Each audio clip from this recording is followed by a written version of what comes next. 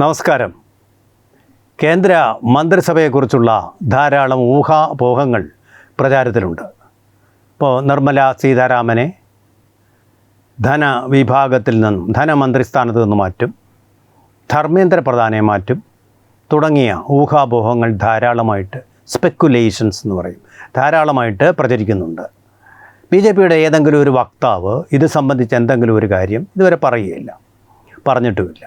അങ്ങനെ പറയുകയില്ല. കാരണം അച്ചടക്കമുള്ള ഒരു പാർട്ടി എന്നുള്ള നിലയിൽ അവർ ആ കാര്യങ്ങളൊന്നും ഇങ്ങനെയൊന്നും പുറത്തു വിടുകയില്ല മറ്റു പാർട്ടികളെ പോലെ. ഊഹാപോഹങ്ങൾ പ്രചരിക്കട്ടെ, അവർ സൈലൻ്റായിട്ട് നിശബ്ദമായിട്ട് അവരിരിക്കുന്നു. പക്ഷേ ഇതിനപ്പുറം ഏറ്റവും പ്രധാനമായിട്ടുള്ളൊരു തീരുമാനം അവർ എടുത്തു കഴിഞ്ഞിട്ടുണ്ട്.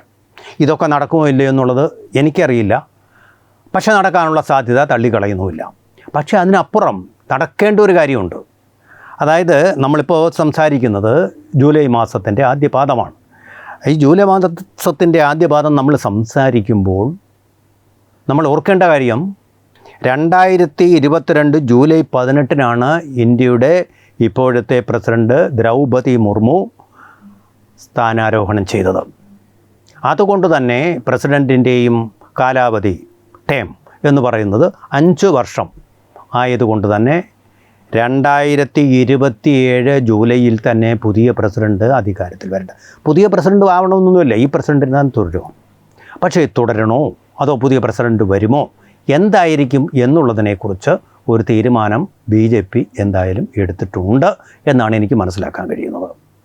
ആ തീരുമാനം എന്ന് പറയുന്നത് രാഷ്ട്രീയ വിവേകത്തിൻ്റെയും രാഷ്ട്രീയ തന്ത്രത്തിൻ്റെയും ഒക്കെ ഭാഗമായിട്ട് ആയിരിക്കും വരാൻ ഇടയുള്ളത്.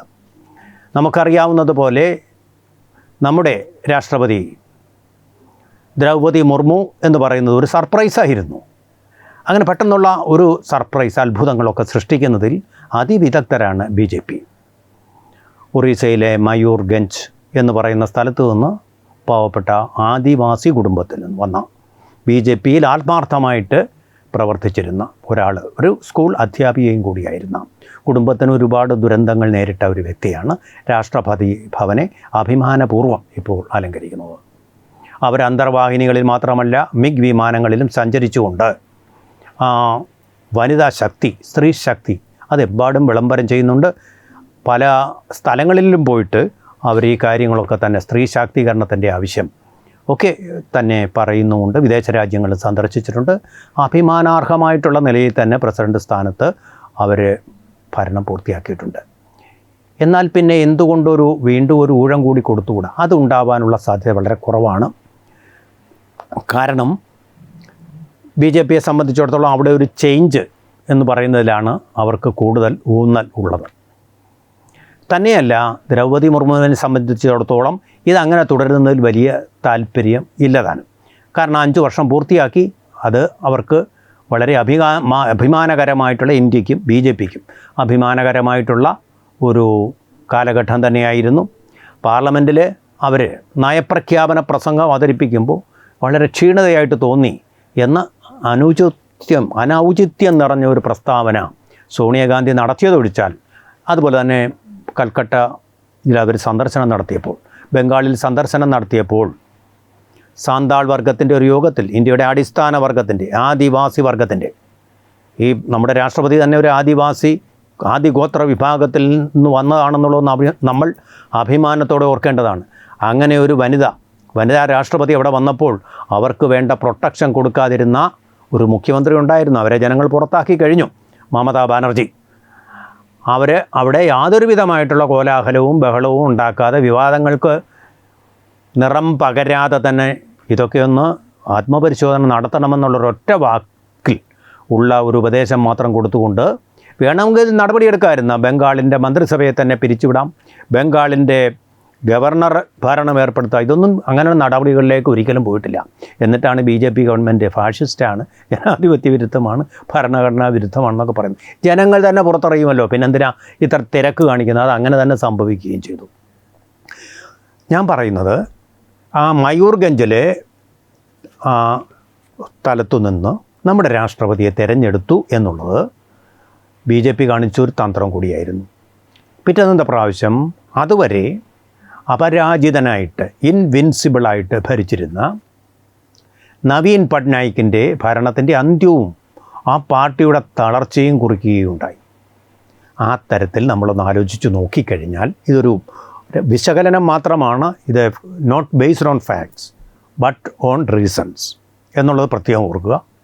അങ്ങനെ നമ്മൾ അനലൈസ് ചെയ്യുമ്പോൾ അടുത്ത വർഷം തിരഞ്ഞെടുപ്പ് നടക്കാൻ പോകുന്നത് പ്രധാനപ്പെട്ട ചില സംസ്ഥാനങ്ങളിലേക്കാണ്.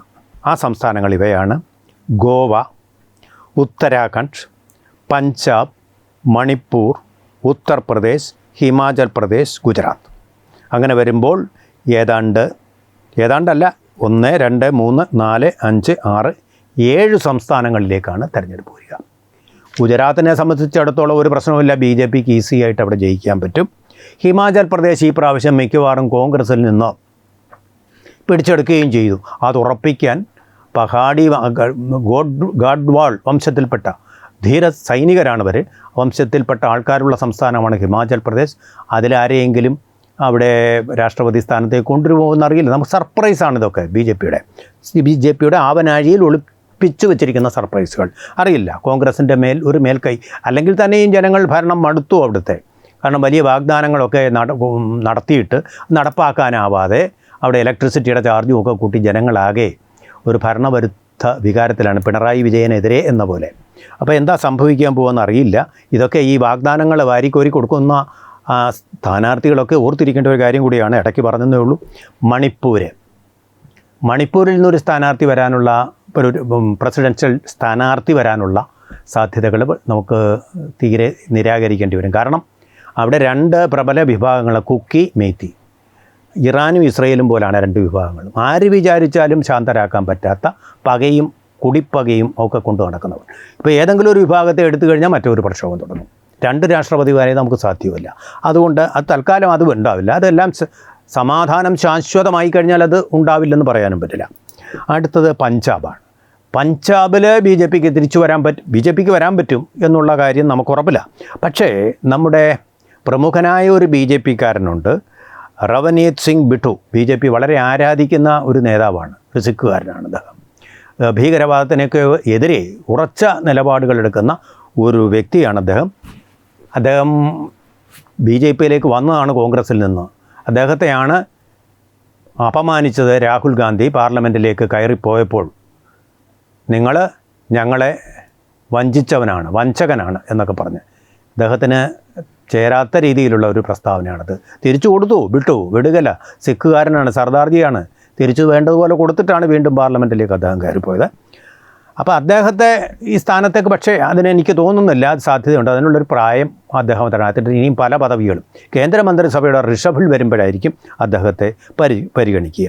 പിന്നെ ബൈജയന്ത് പാണ്ഡ, അതുപോലെ തന്നെ ഏറ്റവും പ്രധാനപ്പെട്ട ഒരു മനോജ് സിൻഹ, കാശ്മീരിൻ്റെ ഇപ്പോഴത്തെ ലഫ്റ്റനൻറ്റ് ഗവർണറായിരുന്നുകൊണ്ട് ഭീകരവാദത്തെ തരിമ്പും ഭയപ്പെടാതെ ധീരതയോട് നേരിടുന്ന ഒരു ദേഹമാണ് അദ്ദേഹം വളരെ അത്ഭുതമാണ് സൃഷ്ടിച്ചിരിക്കുന്നത്.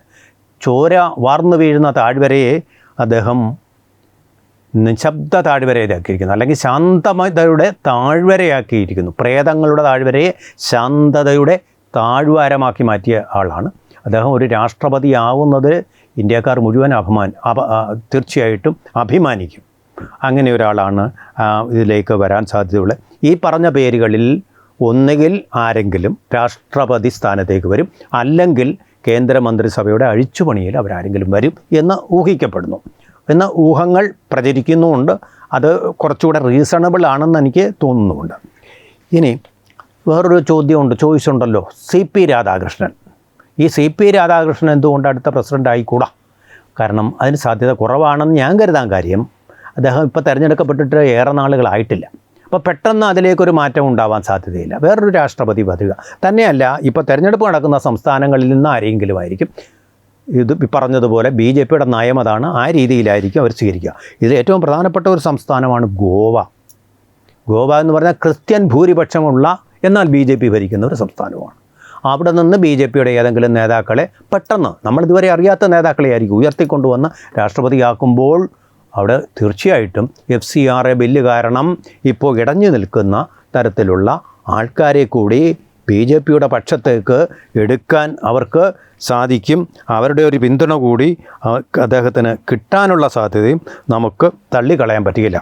ആ രീതിയിലും കാര്യങ്ങൾ നടക്കാൻ സാധ്യതയുണ്ട്. നമുക്കൊന്നും തള്ളിക്കളയാൻ പറ്റില്ല. ഇതെല്ലാം സാധ്യതകൾ മാത്രമാണ് നമ്മൾ പറയുന്നത്. ഇത് ഏതാവും ശരിയൊന്നും പറയില്ല. ഇനിയും ചിലപ്പോൾ കൂടിയാലോചന നടക്കുമ്പോൾ അവരുടെ ആലോചനകളിലുള്ള ഈ പാനലിലുള്ള പേരുകളിൽ വീണ്ടും മാറ്റം വരാനും സാധ്യതകൾ കാണുന്നുണ്ട്. എന്തായാലും ശരി, ഈ രീതിയിൽ ഒക്കെ നമ്മൾ പറയുമ്പോൾ ഇവിടെ നമ്മൾ കാണേണ്ട ഒരു കാര്യമെന്ന് പറയുന്നത് മന്ത്രിസഭയിലും ഒരു റീഷഫിൾ വരാൻ സാധ്യതയുണ്ട്. ധനകാര്യമന്ത്രിയെ മാറ്റുമെന്നൊക്കെയാണ് ഞാൻ വിചാരിക്കുന്നില്ല. കാരണം വിജയകരമായിട്ട് ഇന്ത്യൻ സമ്പദ് വ്യവസ്ഥ ഇപ്പോഴും വളർന്നുകൊണ്ടിരിക്കുകയാണ്, കുതിച്ചുകൊണ്ടിരിക്കുകയാണ്. 7.3 എന്നുള്ള നില വിട്ടിട്ടില്ല. ഈ പ്രതിസന്ധികൾ, ഹോർമൂസ് പ്രതിസന്ധി, അതുപോലെ തന്നെ ഇറാൻ ഇസ്രായേൽ യുദ്ധം, അമേരിക്ക ഇറാൻ യുദ്ധം, ഈ പ്രതിസന്ധികൾക്കിടയിലും തരിമ്പും താഴോട്ട് പോകാതെ ഒരേ വളർച്ചാ നിരക്കിൽ മുന്നേറിക്കൊണ്ടിരിക്കുന്നത് ഇന്ത്യൻ സമ്പദ് വ്യവസ്ഥയാണ്. അപ്പോൾ അതിന് പതാക കാട്ടിയ അതിൻ്റെ കൊടിക്കപ്പലായിട്ടുള്ള ഒരു ധനകാര്യ മന്ത്രാലയമാണ് നമ്മുടേത്. അതിലിപ്പോൾ ഒരു റീഷഫിളിൻ്റെ ആവശ്യം ഉണ്ടാവുമെന്ന് എനിക്ക് തോന്നുന്നില്ല. എന്തായാലും പക്ഷേ ധർമ്മേന്ദ്ര പ്രധാന് തീർച്ചയായിട്ടും ഒരു മാറ്റം വരാനുള്ള സാധ്യതയുണ്ട്. കാരണം അദ്ദേഹം നേരിട്ട് ഉത്തരവാദി അല്ലെങ്കിൽ NDA വഴി നടത്തിയ ടെസ്റ്റ് വളരെയധികം അപമാനങ്ങൾക്കും അവമതിപ്പുകൾക്കും ഇടയാക്കിയിട്ടുണ്ട്. അപ്പോൾ അവിടെ ഒരു മാറ്റം വരിക എന്ന് പറയുന്നത് നമുക്ക് തള്ളിക്കളയാൻ പറ്റുന്നതല്ല. അദ്ദേഹത്തിന് പാർട്ടിയിൽ സുപ്രധാനമായിട്ടുള്ള പദവികൾ തീർച്ചയായിട്ടും അതിനുശേഷം കൊടുക്കും എന്നുള്ള കാര്യത്തിൽ സംശയമില്ല. കാരണം ഒറീസയിലെ BJPയെ കൊണ്ടുവരുന്നതിൽ സുപ്രധാനമായിട്ട് പങ്കുവഹിച്ചിട്ടുള്ള ഒരു വ്യക്തിയാണ് അദ്ദേഹം എന്നുള്ളത് നമുക്ക് മറന്നുകൂടാ. പക്ഷേ ഇങ്ങനെയാണ് കോവിഡ് കാലത്തും ചില പ്രശ്നങ്ങൾ ഉണ്ടായെന്ന് ആരോപണം ഉണ്ടായതിനെ തുടർന്ന് ആരോഗ്യമന്ത്രിയെ മാറ്റുകയുണ്ടായി കേന്ദ്രം. ആ തരത്തിലൊരു മാറ്റം അവിടെ ഉണ്ടാവാൻ അതിപ്പോൾ ഉടനെ സംഭവിക്കുന്ന കാര്യമാണ്. ഈ പറഞ്ഞ കാര്യം മന്ത്രിസഭയിലെ മാറ്റമെന്ന് പറയുന്നത് തീർച്ചയായിട്ടും ഈ മൺസൂൺ സെഷന് മുമ്പായിട്ടോ അത് നടക്കുന്ന സമയത്തോ നടക്കാൻ സാധ്യതയുള്ള കാര്യമാണ്. ഈ കൂട്ടത്തിൽ കേരളത്തിൽ നിന്ന് ഒരാൾ വേണം. എന്താ കാര്യം? കേരളത്തിൽ നിന്നുള്ളൊരു മന്ത്രി കാഞ്ഞിരപ്പള്ളിയിൽ തോറ്റുപോയി, ജോർജ് കുര്യൻ. അപ്പോൾ അദ്ദേഹം വീണ്ടും വരാനുള്ളൊരു സാധ്യത കാണുന്നില്ല. പിന്നെ K. സുരേന്ദ്രനെയാണ് നോക്കിയത്. K. സുരേന്ദ്രൻ്റെ പേര് പരിഗണിച്ചിരുന്നു. ഇപ്പോൾ നമുക്ക് ഡൽഹിയിലെ വൃത്തങ്ങളിൽ നിന്നും അറിയാൻ കഴിയുന്ന കാര്യം K. സുരേന്ദ്രൻ്റെ പേര് വെട്ടിയിട്ടുണ്ടെന്നാണ്. ശോഭാ സുരേന്ദ്രൻ്റെ പേരും റൗണ്ട് ചെയ്യുന്നുണ്ട്. ശോഭാ സുരേന്ദ്രൻ്റെ സാധ്യത എന്ന് പറയുന്നത് 10% പറയുന്നു. ആ 10% തന്നെ രാജ്യസഭയിലേക്ക് നോമിനേറ്റ് ചെയ്യപ്പെട്ട സദാനന്ദൻ മാസ്റ്റർക്കും ഉണ്ട്. പക്ഷേ സദാനന്ദൻ മാസ്റ്റർ നോമിനേറ്റ് ചെയ്യപ്പെട്ട ആളായതുകൊണ്ട്, നാമനിർദ്ദേശം ചെയ്യപ്പെട്ട ആളായതുകൊണ്ട് രാജ്യസഭയിൽ നിന്ന് ജയിച്ചു വന്നിട്ടില്ല. അത് 2 ഓപ്ഷനുള്ളല്ലോ കേരളത്തിൽ BJPക്ക്. അതുകൊണ്ട് തീർച്ചയായിട്ടും വരാനുള്ള സാധ്യത കുറവാണെന്ന് പറയുന്നു. അങ്ങനെയാണെങ്കിൽ ശോഭാ സുരേന്ദ്രൻ ഒരു എഡ്ജ് വരും. ശോഭാ സുരേന്ദ്രന് ഈ കാര്യത്തിൽ 2 പോയിൻ്റ് കൂടുതലുണ്ടെന്ന് വെച്ച് കഴിഞ്ഞാൽ OBC ആണ്. രണ്ടാമത്തെ കാര്യം വനിതയാണ്. അവരുടെ പ്രാതിനിധ്യം കൂട്ടുക എന്നുള്ളത് വളരെ പ്രധാനപ്പെട്ട ഒരു കാര്യമാണ് BJPക്ക്. എന്നു മാത്രമല്ല റീഷഫിളിലെ ഒരു പ്രധാനപ്പെട്ട പരിഗണന എന്ന് പറയുന്നത് വയസ്സാണ്. ഇന്ത്യയുടെ ശരാശരി പ്രായം, യങ് ഇന്ത്യ എന്ന് പറയുന്നത് ഇന്ത്യയിലെ 150 കോടി ജനങ്ങളുടെ വയസ്സും എടുത്തിട്ട് അവരുടെ എണ്ണം കൊണ്ട് ഹരിച്ചു കഴിഞ്ഞാൽ കിട്ടുന്ന സംഖ്യ 26ആണ്. യുവഭാരതമാണ്, തരുൺ ഭാരതമാണ്.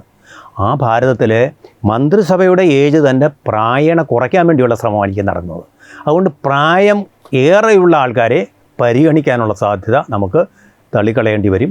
പ്രായണ കുറവുള്ള ആൾക്കാർക്കായിരിക്കും മിക്കവാറും ഈ റീഷഫിളിൽ പരിഗണന കിട്ടുന്നത് എന്നാണ് നമുക്ക് അറിയാൻ കഴിയുന്നത് ഗ്രേപ്പ് വൈനുകളിൽ നിന്ന്. അപ്പോൾ ആ രീതിയിലുള്ളൊരു മാറ്റം ഉണ്ടാവും. എന്തായാലും 1 വർഷത്തിനകം പ്രസിഡന്റ് തെരഞ്ഞെടുപ്പ് നടക്കുന്നതുകൊണ്ട് അതിനെക്കുറിച്ചുള്ള സജീവമായിട്ടുള്ള ചർച്ചകൾ തീർച്ചയായിട്ടും ഇനി വരുന്ന സമയത്തുണ്ടാവും. അതിന് മുന്നോടിയായിട്ട് ഇത്രയും കാര്യങ്ങൾ പറഞ്ഞു എന്ന് മാത്രമേ ഉള്ളൂ. എല്ലാ കാര്യങ്ങളും പരിഗണിച്ചുകൊണ്ട് ഞാനീ പറഞ്ഞ എല്ലാ പാരാമീറ്റേഴ്സ് ഉള്ള ഒരു തിരഞ്ഞെടുപ്പായിരിക്കും നടക്കുക. അതായത് പ്രായം, OBC, അതുപോലെ തന്നെ സംസ്ഥാനം, ഇതിനെല്ലാം തന്നെ വലിയ പരിഗണന ഉണ്ടായിരിക്കും. അത് പ്രസിഡൻ്റ് ആയാലും ശരി, മന്ത്രിസഭയിലെ മാറ്റങ്ങളായാലും ശരി, ഇതിനെല്ലാം ആ തരത്തിലുള്ളൊരു മാറ്റം ഉണ്ടായിരിക്കും. ആ തരത്തിലായിരിക്കും ഓറിയൻറ്റേഷൻ എന്നുള്ള കാര്യത്തിൽ ഒരു വിധമായിട്ടുള്ള സംശയമില്ല. OBCയെ ഏറ്റവും കൂടുതൽ പ്രതിനിധീകരിക്കുന്നത് BJP തന്നെയാണ്. OBCക്കാർക്ക് ഏറ്റവും അധികം പ്രാതിനിധ്യം 26% പാർലമെൻറ്റിൽ അവരുടെ അംഗസംഖ്യ. ഇതുപോലെ മറ്റൊരു പാർട്ടിയും കൊടുത്തിട്ടില്ല. വെറുതെ അധര വ്യായാമം അരികുവൽക്കരിക്കപ്പെട്ടവർക്ക് വേണ്ടി നടത്തുക എന്നുള്ളൊരു കാര്യം മാത്രമാണ് അവർ ചെയ്തുകൊണ്ടിരിക്കുന്നത്. തീർച്ചയായിട്ടും ഇക്കാര്യത്തിൽ BJP ഒരു മാതൃകയായിട്ട് തന്നെ മുന്നോട്ട് പോകും എന്നുള്ള കാര്യത്തിൽ സംശയമില്ല. കേരളത്തിലും തന്നെയും OBC വിഭാഗങ്ങൾക്ക് BJPയിലുള്ള വിശ്വാസം വളരെയധികം വർദ്ധിച്ചു വരുന്നൊരു സമയം കൂടിയാണ്. അപ്പോൾ ആ തരത്തിലുള്ള പരിഗണനകളിൽ വരും. തന്നെയല്ല, ഗോവയിൽ നിന്നൊരാളിനെ ചിലപ്പോൾ രാഷ്ട്രപതി സ്ഥാനത്തേക്കാണ്, മന്ത്രിസഭയിലേക്കല്ല കൊണ്ടുവന്നു കഴിഞ്ഞാൽ അത് FCRIക്കെതിരെ നമ്മുടെ ക്രിസ്ത്യൻ സമൂഹം, പ്രത്യേകിച്ച് കാത്തോലിക്ക സഭ നടത്തുന്ന പ്രതിഷേധങ്ങൾക്ക് ഉള്ള ഒരു ബാലൻസിങ് ആക്റ്റും ആകാൻ സാധ്യതയുണ്ട്. അപ്പോൾ ആ തരത്തിലുള്ള എല്ലാ പരിഗണനകളും, അതായത് അവിടെ അപ്പം മതം കൂടി വരുന്നു, മതം, ജാതി, അതുപോലെ സംസ്ഥാനം, ഇതെല്ലാം പരിഗണിക്കുന്നത് നെഗറ്റീവായിട്ടുള്ള രീതിയിലല്ല ഞാൻ പറയുന്നത്, പ്രായം, ഇതെല്ലാം പരിഗണിക്കുന്ന പോസിറ്റീവായിട്ടുള്ള രീതിയിൽ പരിഗണിച്ചുകൊണ്ടുള്ള ഒരു തീരുമാനമായിരിക്കും മന്ത്രിസഭാ പുനഃസംഘടനയ്ക്കും അതുപോലെ രാഷ്ട്രപതി തെരഞ്ഞെടുപ്പിലും വരിക എന്നുള്ള കാര്യം ആരെന്ന് നമുക്കറിയില്ലെങ്കിലും എന്നുള്ള കാര്യം തീർച്ചയാണ്, 100% അത് ഉറപ്പുമാണ്.